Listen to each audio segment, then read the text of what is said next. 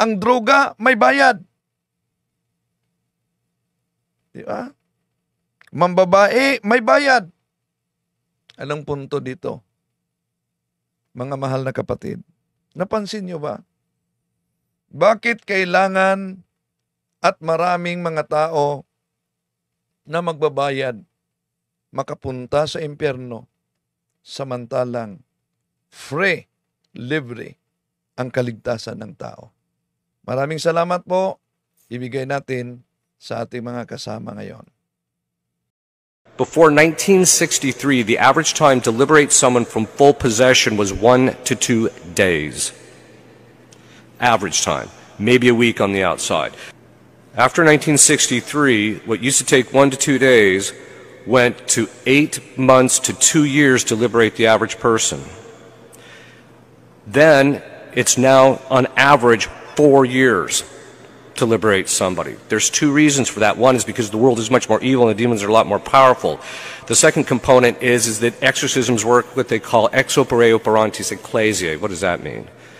It means how holy the people are in the Catholic Church determines how effective my prayers are when I walk into session.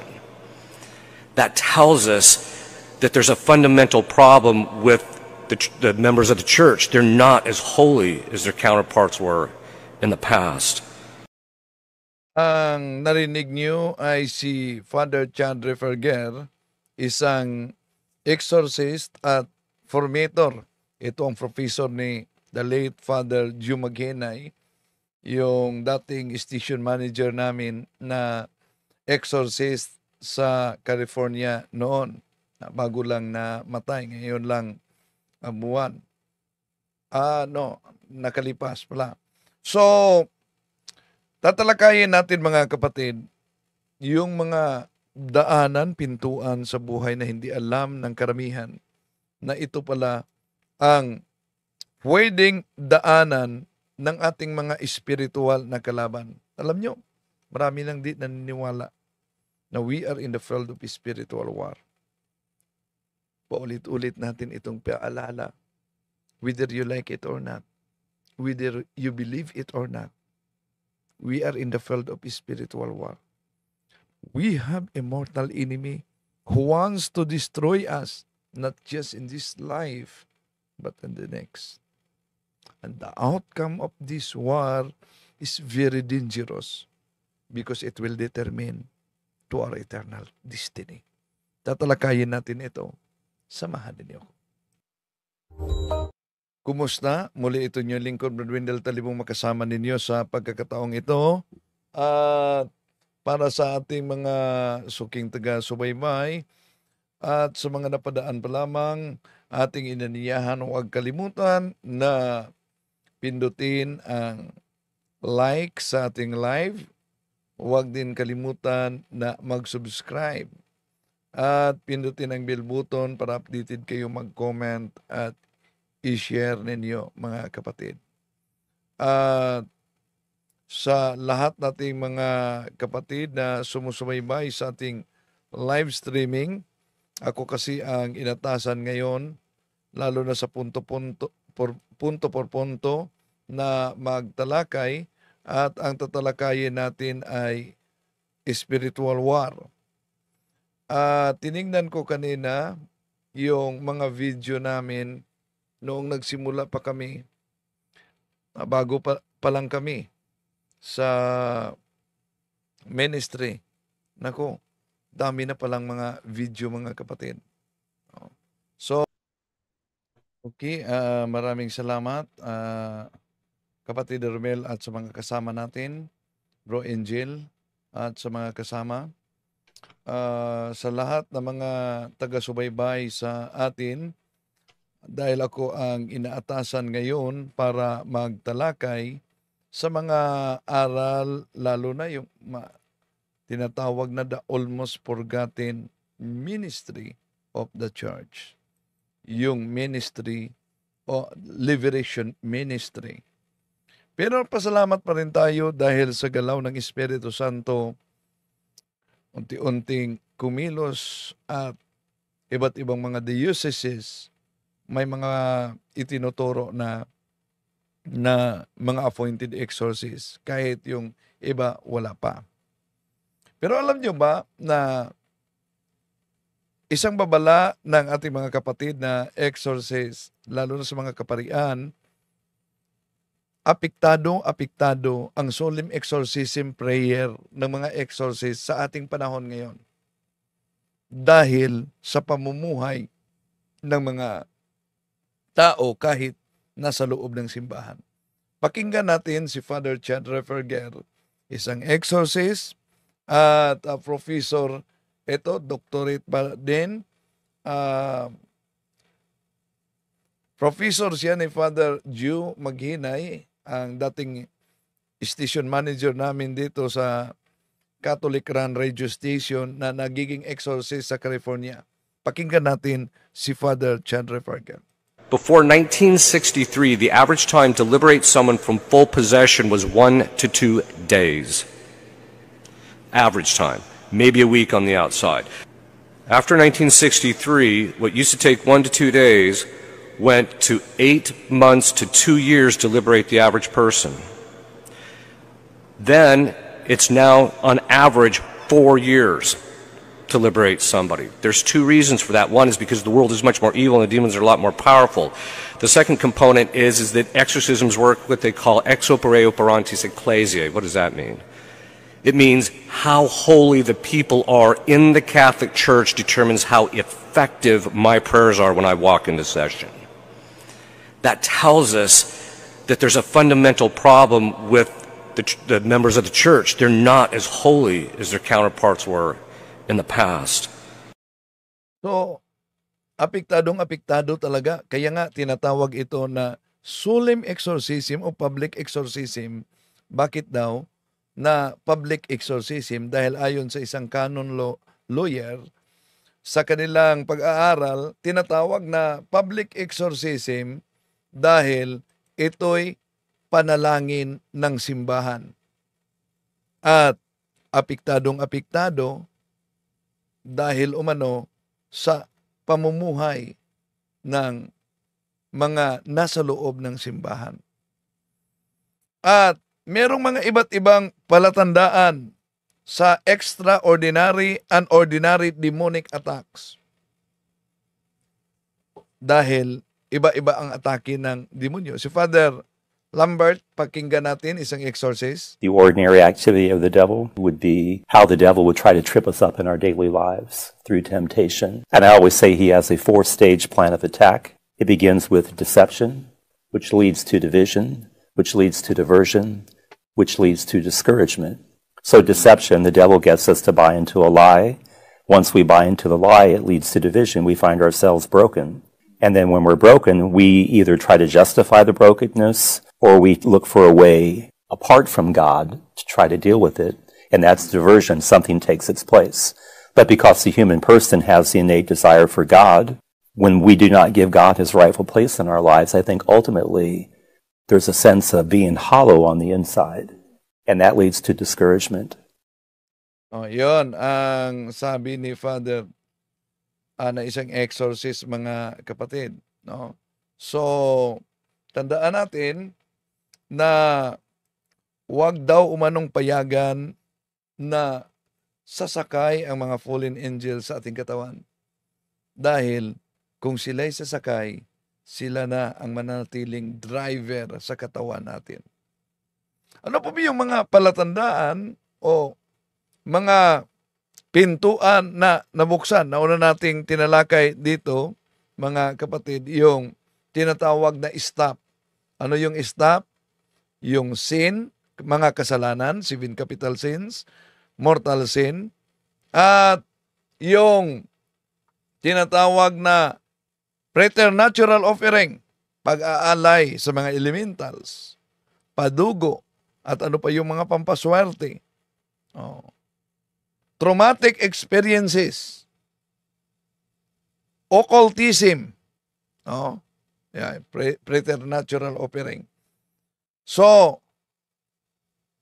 dagdag pa ni Father Lampert, all magic is inherently evil. Reading your horoscope. There are 2 daily practices we all do that allow the devil to enter our lives. Things may seem like they're entertaining, but that doesn't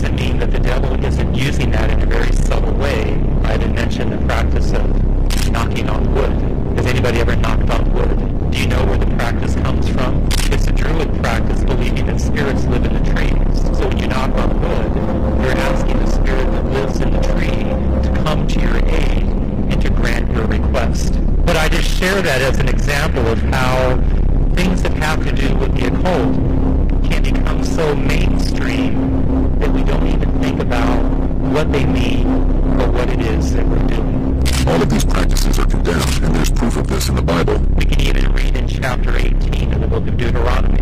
You must never practice black magic, be a fortune teller, witch, or sorcerer. You must never cast spells, ask ghosts or spirits for help, or consult the dead. Kaya dahil ang ating talakayan ngayon ay kaugnay sa spiritual warfare, inaniyahan ko kayo na mag-prayer for protection muna tayo mga kapatid. Dahil di gusto ng demonyo na malaman yung mga taktika niya. In the name of the Father, and of the Son, and of the Holy Spirit. Amen. Lord Jesus, I ask you to protect our families. Mention nyo sa isipan ang mga miyembro sa pangalan na mga pangalan ng mga miyembro ng pamilya ninyo.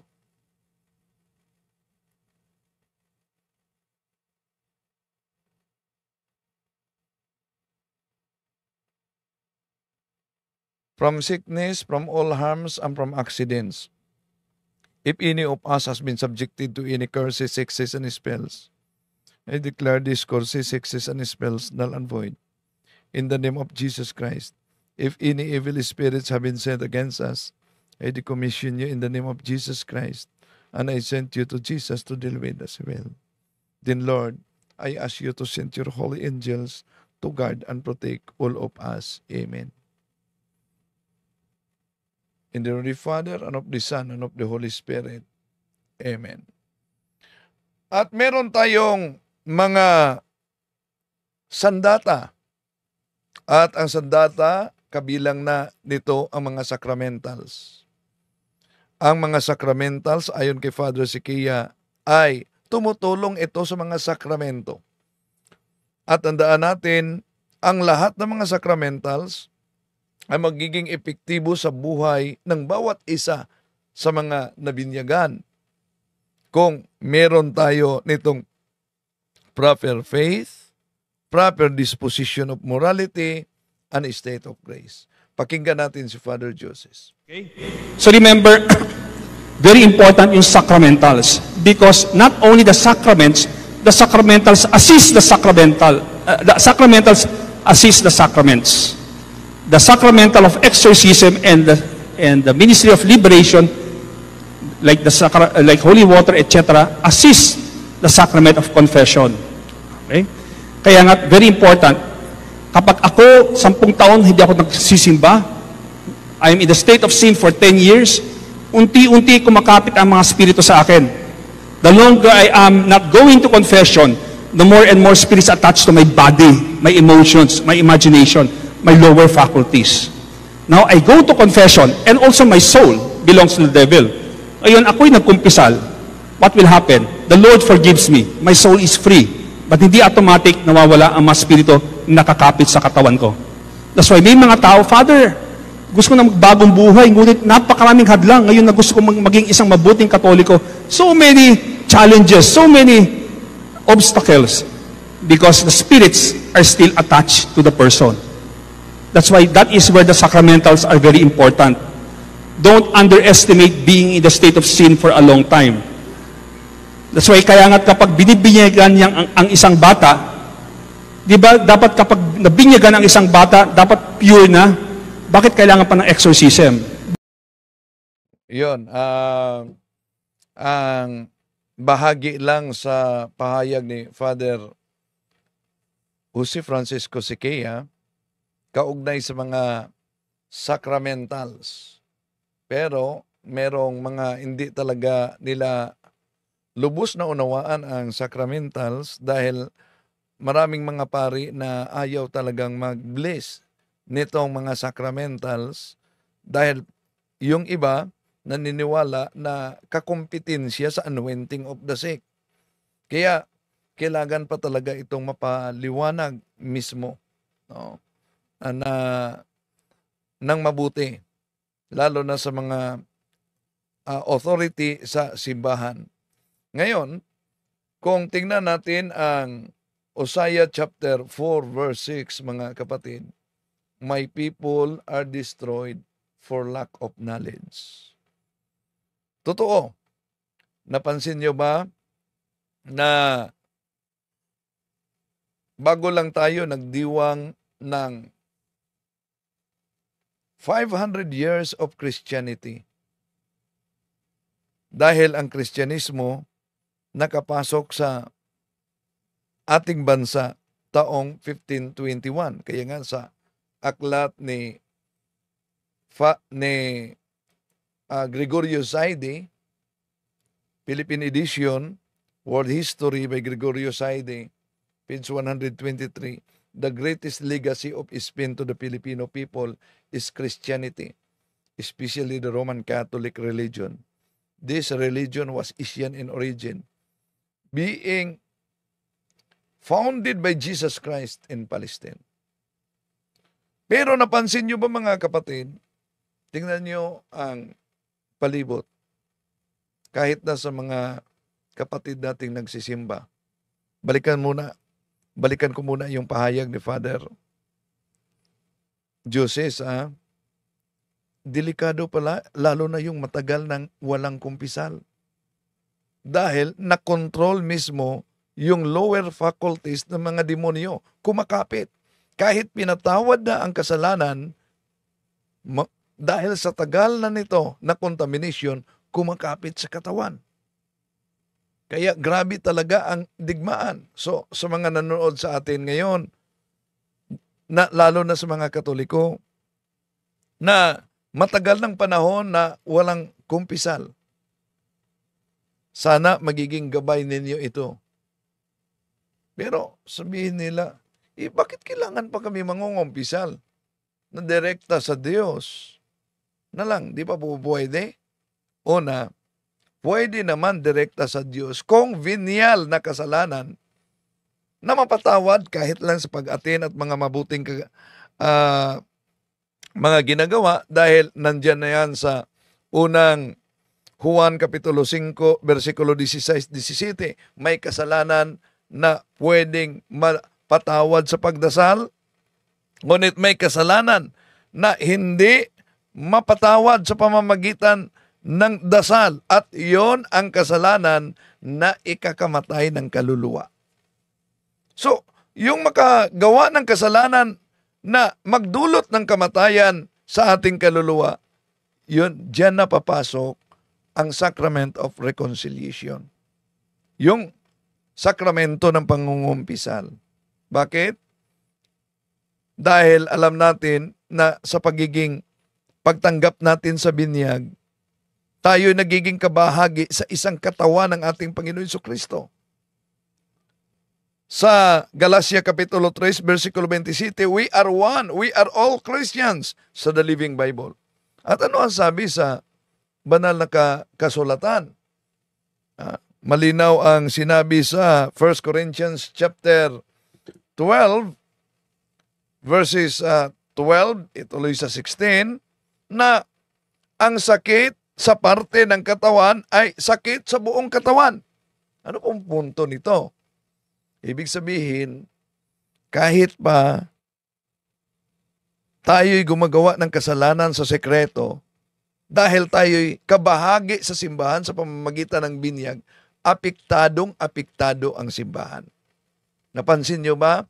Halimbawa, kung ang tao ay makapatay, kahit isa lang ang kanyang napatay, ano po yung kaso niya? Murder. So sa korte, people of the Philippines versus, di nyo ba nasubukang itanong, bakit people of the Philippines? Isa na lang man yung napatay. Dahil kabahagi tayo sa bansa na ating sinasakyan at nagkasala tayo sa batas sa ating bansa.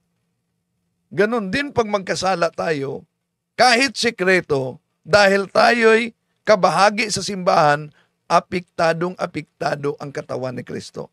Kaya humihingi tayo ng kasalanan sa Diyos sa pamamagitan ng kaniyang kaparian.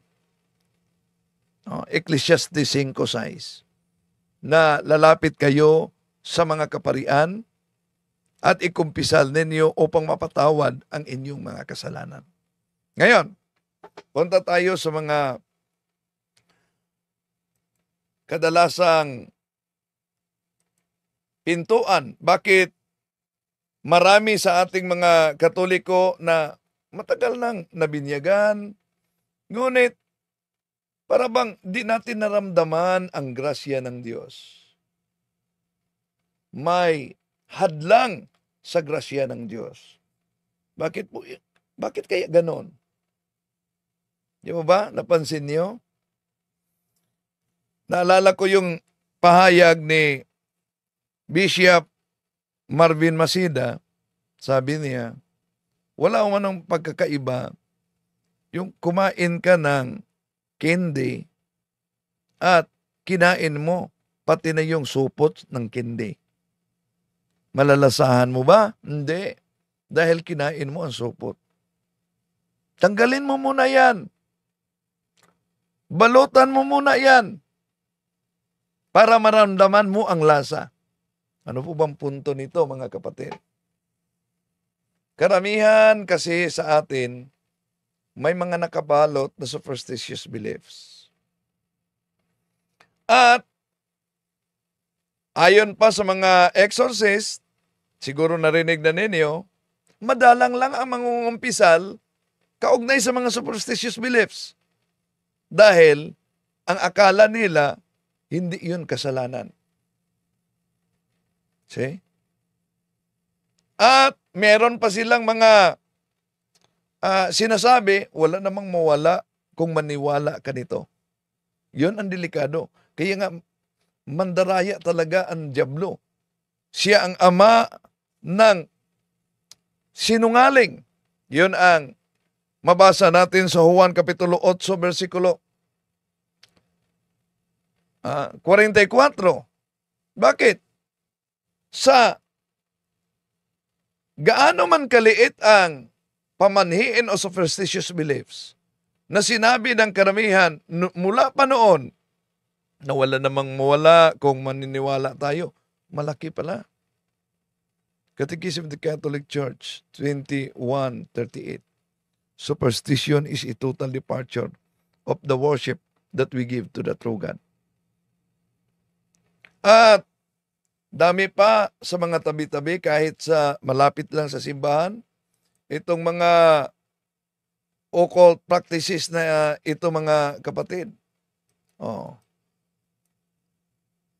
Ito, palm reading, tarot card, mga anting-anting, pampaswerte, mga iba pang mga anting-anting, mga lana galing sa albularyo. Makita mo pa dito, meron pong mga Santo Niñong pampaswerte. Santo Niño de la Suerte. Santo Niño Palaboy. So, napansin nyo ba? Ito pa, mga anting-anting na nakasulat sa katawan sa pamamagitan ng tato. Maraming ganito. Ito. So, dami ito sa ating panahon ngayon na ang akala nila, kanina lang tinatawagan ako pala na may malapit na namatay at doon sa ospital at meron siyang gustong ipasa. Kaya nagdududa yung mga anak, parang may anting-anting yung papa nila. May gustong ipasa. So, dami talaga ang mga may anting-anting at mga kilalang occult practitioners sa ating bansa. Ito, mga may mambabarang, no? Ang tawag diyan ay summoner. May mga manghuhula. May bayugan. Yun, shaman. May Maria Labo. Yun ang vengeful spirit. May mga manggagamot. Mangtatawas. Albularyo. Manggagayuma. Osikan. Ayun, curse. Hexes. Yun ang mga ilan lang sa mga occult practitioners na ang karamihan ayon sa kanila, wala namang mawala kung maniniwala ta nito. Pero malaki pala. Ang opisyal na aral ng simbahan natin, Catechism of the Catholic Church, 21:17. All practices of magic, sorcery, by which one attempts to tame occult powers so as to place them at one's service and have a natural power over others, even if this were for the sake of restoring their health, are gravely contrary to the virtue of religion. These practices are even more to be condemned when accompanied by the intention of harming someone, or when they have recourse to the intervention of demons. Wearing charms is also reprehensible. Spiritism often implies divination or magical practices. The Church, for her part, warns the faithful against it. Recourse to so-called traditional curses does not justify either the invocation of evil powers or the exploitation of another's credulity. So, malinaw mga kapatid, dahil sa ating kasing aral sa simbahang Katoliko, yung kasakitan ay napaka-epektibo sa buhay ng mga sumasampalataya. Meron tayong 3 level ng kasakitan. Una, yung tinatawag na purgative suffering. Yung temporal punishment natin sa mga kasalanan na pinatawad na dapat pagdusahan natin sa purgatorio ay pwedeng mabayaran natin sa pamamagitan ng ating kasakitan. Kaya, napaka-importante talaga yung suffering sa buhay ng Kristiyano. Napansin nyo ba yung Anima Christi prayer? May bahagi dyan. Suffer me not to be separated from you. Dahil dalawa lang ang mangyari natin sa mundong ito. To suffer without Christ and to suffer with Christ. Kaya napansin ninyo, matagal na pala na itinuturo ng simbahan na nag-exist almost 2,000 years ago, nagbabala na kahit pa ang purpose ay pagpagamot sa ating katawan. Ngunit paglapit sa mga albularyo, ito'y mariing ipinagbabawal sa Catechism of the Catholic Church 21:17. So dito natin makita, mga mahal na kapatid, na nag-operate talaga in subtle way ang ating spiritual na kalaban. Bakit? Ayaw niya na ma-experience natin yung suffering na maghatid ng kabanalan sa tao at maglinis ng ating temporal na kasalanan. Kaya unti-unting may i-inject siya na occult contamination sa pamamagitan sa paglapit sa mga albularyo at ano pang oring mga espiritista. Pero sa buhay ng Katoliko, unang level, purgative suffering. At kung ialay natin ito na kasakitan, sa kasakitan ni Kristo, balik tayo sa Anima Christi, Soul of Christ, Sanctify Me, Body of Christ. Di ba ba? At may bahagi dyan, suffer me not to be separated from you. Kung ialay natin ito na kasakitan, ay maghatid ito sa tinatawag na unitive suffering. At magma-unite natin ang ating kasakitan kay Kristo. Ito'y mapunta sa the highest level of suffering na redemptive suffering na makakonvert lalo na sa mga for believers, for sinners. Ito pa ang dagdag sa Catechism of the Catholic Church 21:16. All forms of divination are to be rejected. Recourse to Satan or demons, conjuring up the dead, or other practices falsely supposed to unveil the future, consulting horoscope, astrology, palm reading, interpretation of omens, and lots. The phenomena of clairvoyance and recourse of the mediums all cancel a desire for power over time, history, and in the last analysis, other human beings as well as a wish to conciliate hidden powers. They contradict the honor, respect, and loving fear that we owe to God alone. Malinaw yan mga kapatid, kaya huwag kayong maniniwala sa sinasabi nila na wala namang mawala nito. Kung maniwala tayo, ang laki palang nawala sa atin ang Diyos. At ano ang mangyari? Pag tayo'y makontaminado sa mga occult practices, may kaparusahan yan.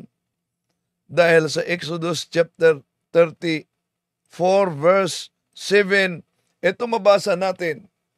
He punishes the children and their children for the sin of the parents to the third and fourth generation. See? Delikado talaga, ano? Exodus chapter 34 verse 7. Aabot sa third generation. So ano ba yung mga occult practices? Meron tinatawag na sin against faith. Halimbawa yan, yung tinatawag na superstition and idolatry. At ito kadalasan ang makita natin, mga padugo-padugo sa bahay, padugo-padugo sa sasakyan, at ayon pa sa ni Father Daniel Estacio na isang exorcist sa Diocese ng Pasig, padugo is considered a form of consecration to spirits, giving them the right and authority over place. But what spirits have the church blessing instead? So, dapat blessing sa simbahan ang ating tatanggapin at hindi na yung mga seremonyas ng mga okultismo, mga kapatid. Ano pa yung mga kasalanan na napaka-common sa ating panahon ngayon, maliban pa sa okultismo? Ito mga kapatid, ang tinatawag na sin against morality and the sacraments. Yung fornication, prostitution, live-in partner, adultery, bigamy, polygamy, masturbation, pornography. Grabe. Common ito. Pero nagtawag sa akin si Dr. Ditching, bago lang, Dr. Ditching, kasama natin sa ministry, at nagbalita sa akin, nagsimba daw siya dahil may isinagawang medical mission diyan sa Bohol, sa Diocese ng Talibon, part ng Diocese ng Talibon. At habang nagsimba siya sa Hagna pala yon, napakinggan niya sa pari na naghumili. diyan sa Hagna, Bohol, bago lang, na may mga CFD daw na mas istrikto pa sa Diyos dahil yung mga namumuhay na immoralidad ay pinagbabawalan umano na magkomunyon at nagsagawa pa ng market preaching para patunayan na mas magaling pa ang ating at maganda pa ang ating relihiyon kaysa ibang relihiyon. Naku naman si Father, kung nanood siya ngayon, nagbago na ba ang aral ng simbahang Katoliko na yung mga immoral na sabi noon pa man sa unang Korinto Kapitulo 11, versikulo 27, sino mang tatanggap sa katawan at dugo ng ating Panginoong Jesucristo na hindi kaaya-aya, at nasa Catechism Catholic Church yan. Common na common ito. Imagine mga kapatid, di ko pangalanan, Katolikong paaralan, pero nagrereklamo ang mga magulang. Bakit? Yung ilang mga anak nila nabuntis. Di alam kung sino ang ama. Katolikong paaralan yan. Nagtanong ako sa isang guro. Sabi ng gurong lalaki, kadalasan sa mga problema umano, yung group 6, kaya di alam sino ang ama. Pare na chaplain sa isang Katolikong paaralan sa ibang archdiocese din, nakausap ko. Sabi niya, napaka-common na problema ngayon sa mga estudyante. Sex outside marriage, pornography, masturbation, at ang grabe pa ay abortion. Mga kapatid, kumikilos talaga ang ating kalaban. At dami na ang natatamaan. Kaya, totoo man na marami ang di na naniniwala na we are in the field of spiritual war. Pero kung di tayo maniniwala na nasa digmaan tayo, wala tayong pagkakaiba sa mga sundalo na di naniniwala na may kalaban. At common na problema, yung tinatawag pa rin na sin against love, unforgiveness, hatred, revenge, envy, jealousy, greedy. O ito, gossip, chismis. Naalala ko, pinakita ko kanina yung mga lista ng mga occultismo. Di po ba nakita ninyo? May tinatawag na usikan. At meron pa, maliban sa usikan, meron pang bago. Walang ritual to. Yung tinatawag na marites. Walang ritual yan. So, ngayon, common na problema. Gossip, making careless vow of God, at ano ang consequence ng disobedience? Alam niyo ba, may consequence yan. Sa mabasa natin sa Deuteronomio Kapitulo 28, versikulo 16-19. You will be cursed in the city and cursed in the country. Your basket and your kneading trough will be cursed. The fruit of your womb will be cursed.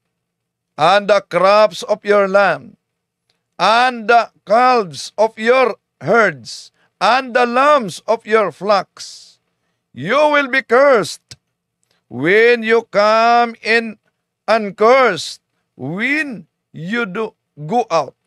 Grabe pala ang punishment sa mga kasalanang ito. Kaya nga, sinabi natin kanina na kung nabalo tayo sa iba't ibang mga balot ng superstitious beliefs, mga kapatid, dapat dahan-dahan natin itong balutin din. Tanggalin ang balot para maramdaman natin ang panalangin ng Diyos. Ano pa ang problema na dulot nito? Mga kasakitan. Nasa Deuteronomio Kapitulo 28, versikulo 21-22. Infirmity. Isaiah chapter 65, verse 12. At yung infertility, o common ito, at itong tinatawag na insanity, common din ito. At ayon kay Father Jose Francisco Siqueira, mga kapatid, sabi niya na, napin ko yung payag ni Father Joses. Sandali,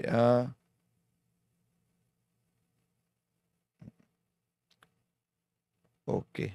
Di ko nakarga ang pahayag niya. So, sabi ni Father Joses kasi sa kanyang lektura na nanap ko pa. Ito ba? May pahayag siya na kadalasan, lalo na sa problema sa mga nabaliw, ito ay may kaugnayan sa tinatawag na spiritual na digmaan. At tandaan natin, ang taktika kasi ng demonyo ay una, ihikayat kang mag-suicide. Kung di ka madala niya sa pag-suicide, yon, titirahin niya ang utak para mabaliw, para hindi na agad-agad makabalik sa Diyos. Kaya real na we are in the field of spiritual war. Meron tayong mga kalaban.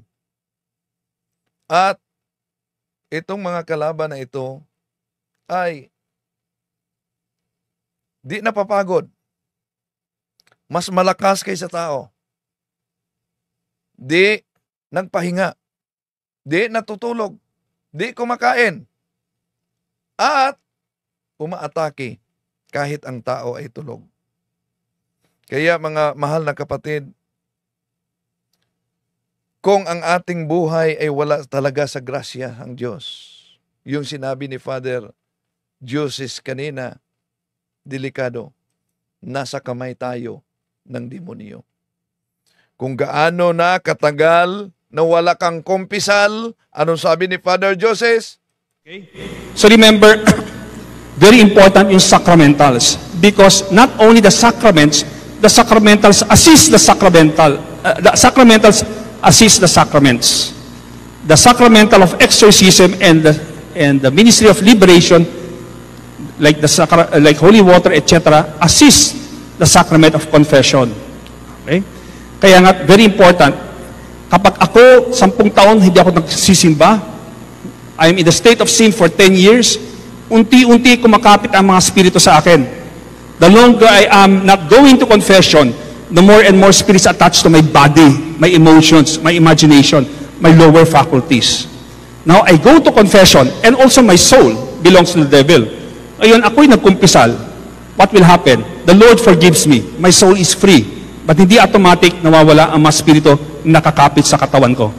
That's why may mga tao, Father, gusto ko na magbagong buhay, ngunit napakaraming hadlang. Ngayon na gusto ko maging isang mabuting Katoliko. So many challenges, so many obstacles, because the spirits are still attached to the person. That's why that is where the sacramentals are very important. don't underestimate being in the state of sin for a long time. That's why kaya nga kapag binibinyagan ang isang bata, di ba dapat kapag nabinyagan ang isang bata, dapat pure na? Bakit kailangan pa ng exorcism? Yan. May kaso kami sa office noon na isang dalaga na pusis. Positive talaga. So, sa diagnostic interview, nalaman namin, wala palang binyag, walang kumpil. Kaya, recommendation ko na dapat mabinyagan siya at makatanggap ng kumpil. So, salamat sa Diyos, nabinyagan talaga at tumanggap ng kumpil. Pero alam nyo, kahit nabinyagan na at tumanggap ng kumpil, pagdala sa office, pusis pa rin. Kaya nagtanong ako sa matagal ng exorcist, bakit ganon, Father? Tapos na siyang tumanggap ng binyag. Tapos na siyang nakumpilan. Pusis pa rin. Dahil sabi ng exorcist, ang epekto sa binyag at kumpil ay nasa kaluluwa ng tao. Ngunit ang demonyo kumakapit sa katawan ng tao. Imagine mga kapatid, magiging challenge sana natin ito. Ang sabi ni Father Chad Referger, na noong taong 1963, isang araw, 2 araw, mapaalis na ang demonyo. Pagkatapos sa ating panahon, ilang taon ang kailangan dahil apektado sa buhay ng mga sumasampalataya kahit sa loob ng simbahang Katoliko. Balik natin siya. Before 1963, the average time to liberate someone from full possession was 1 to 2 days. Average time. Maybe a week on the outside. After 1963, what used to take 1 to 2 days went to 8 months to 2 years to liberate the average person. Then, it's now on average 4 years to liberate somebody. There's 2 reasons for that. One is because the world is much more evil and the demons are a lot more powerful.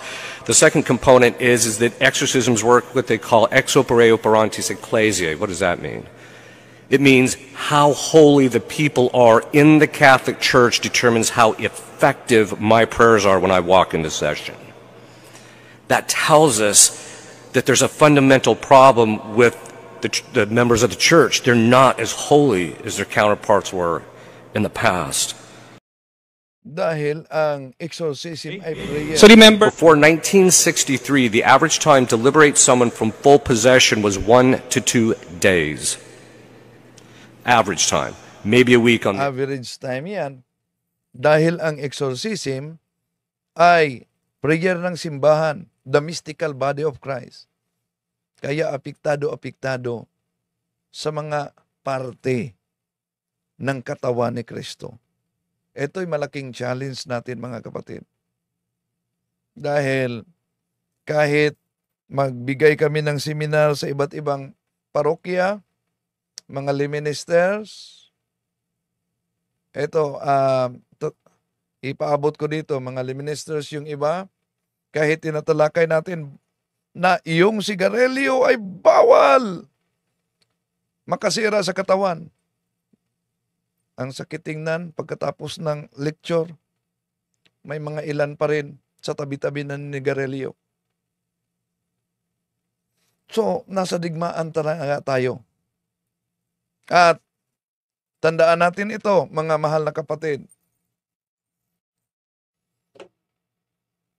Ang kaligtasan na ibinigay ng ating Panginoong Jesucristo, walang bayad. Free ito. Ang kumpisal, walang bayad. Free yan. Maninigarilyo tayo, may bayad. Dahil kailangan ka bibili ng sigarilyo. Di ba? Sa mga lasinggero, ay natural. Bibili ka ng bino. Kaya magiging addict sa bino. May bayad. nakausap ko noong linggo ang isang high-ranking official ng PNP at sabi niya, bumalik ang sigla sa drugs sa iba't ibang bahagi umano. Bumalik ngayon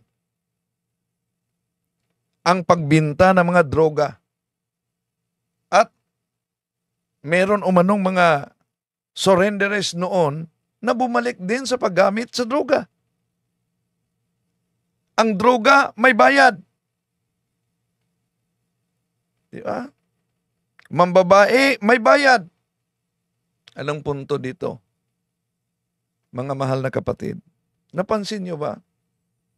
Bakit kailangan at maraming mga tao na magbabayad makapunta sa impyerno samantalang free, libre ang kaligtasan ng tao? Maraming salamat po. Ibigay natin sa ating mga kasama ngayon.